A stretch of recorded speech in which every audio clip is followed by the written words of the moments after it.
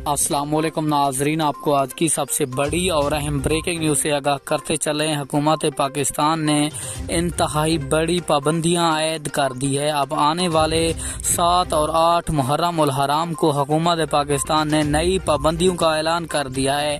ये तारीखी पाबंदियां होंगी, तो मैं आपको मुकम्मल तफसील के साथ आगाह करता हूँ, लेकिन उससे पहले वीडियो को लाइक और चैनल को सब्सक्राइब लाजमी कर दें ताकि आपको हमारी नई वीडियो का नोटिफिकेशन सबसे पहले और बआसानी मिलता रहे। आपका कीमती वक्त ज़ाया किए बगैर बढ़ते हैं वीडियो की जानिब।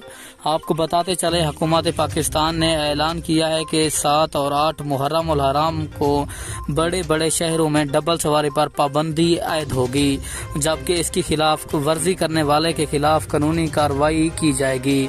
और आपको बताते चलें, तमाम उन बड़े शहरों में फ़ोन सर्विस भी बंद करने की ऐलान कर दिया गया है।